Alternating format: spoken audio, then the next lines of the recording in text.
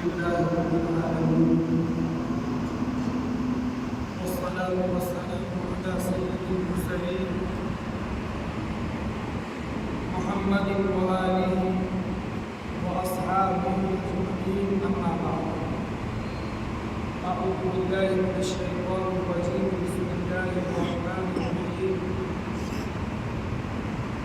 فأما الزبد فيذهب جفاء وأما ما ينفع الناس فيمكث في الأرض كذلك يضرب الله الأمثال صدق الله وقال رسولنا وإمامنا محمد صلى الله عليه وسلم الخلق عيال الله وأحبهم إليه أنفعهم لعيالهم أو كما قال صلى الله عليه وسلم. محترم بزرگوں اور عزیز دینی اور ایمانی بھائیوں،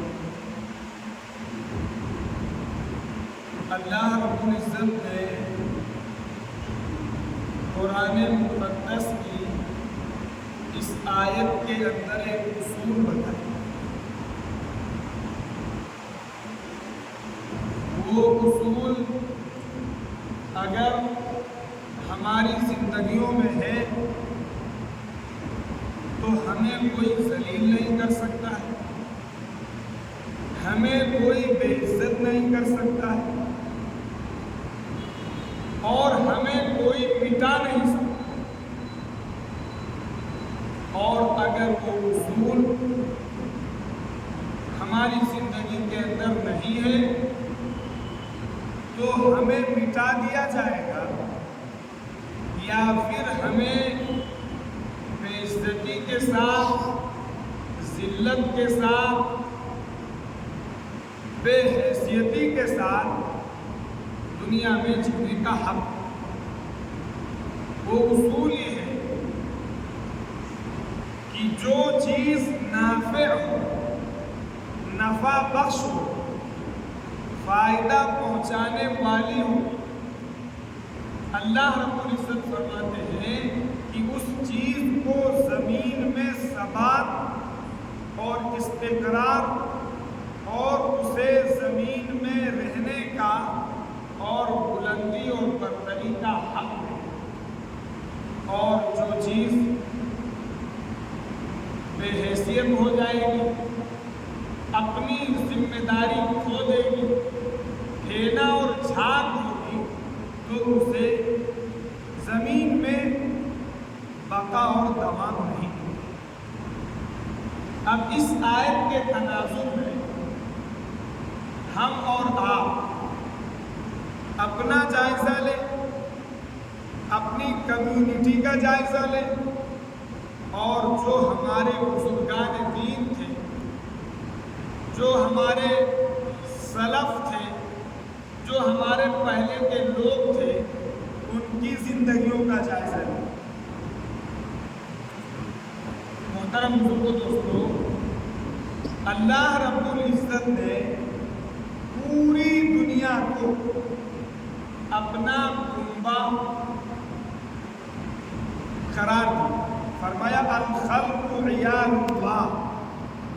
پوری دنیا کی آباد رہنے اور بسنے والے اور ساری کی ساری مخلوقات اللہ کا کنبہ. آگے فرمایا وَأَحَبُّهُمْ إِلَيْهِ، اور اس اللہ کے نزدیک سب سے زیادہ محبوب وہ ہے أَنفَعُهُمْ لِعِيَالِهِ، جو اس کی مخلوق اور اس کے کنبے کو سب سے زیادہ فائدہ اور نفع پہنچانے والا. اب ہم غور کریں، دیکھیں کہ ہماری ذات سے دوسروں کو نفع ہو رہا ہے یا نقصان ہو رہا ہے، اور اللہ رب العزت کی طرف سے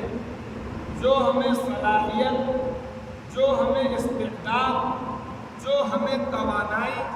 دی گئی ہے،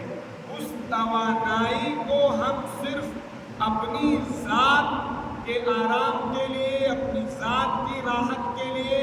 اپنے آپ میں بڑے بننے کے لیے، اپنی لائف لگژری جینے کے لیے ان چیزوں کا استعمال کر رہے ہیں، یا ان چیزوں سے انسانیت کو نفع ہو، لوگوں کو نفع ہو، اللہ کی مخلوق کو نفع ہو، انسانیت کو نفع ہو، اس کے لیے ہم ان چیزوں کا استعمال کریں۔ آپ دیکھیے، ہم سب کے آقا تاجدار مدح محمد الرسول اللہ صلی اللہ علیہ وسلم نے جو پوری زندگی گزاری اور کیسے آپ نے لوگوں کو نفع پہنچایا، اس لیے کہ ہماری اور آپ کی پیدائش کا مقصد، ہمارے اور آپ کے دنیا میں آنے اور برپا کیے جانے کا مقصد ہی اللہ نے فرمایا ہے لوگوں کو نفع پہنچانا۔ قرآن میں فرمایا اللہ نے، اعوذ باللہ من الشیطان الرجیم، اخرجت للناس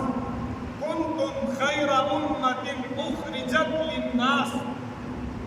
کہ تم سب سے بہترین امت ہو اس لیے کہ تم برپا کیے گئے، تم نکالے گئے، تم پیدا کیے گئے للناس، لوگوں کو نفع پہنچانے کے لیے۔ آقا صلی اللہ علیہ وسلم نے پوری زندگی لوگوں کو اپنی ضروریات کاٹ کے، اپنی ضروریات پیچھے کر کے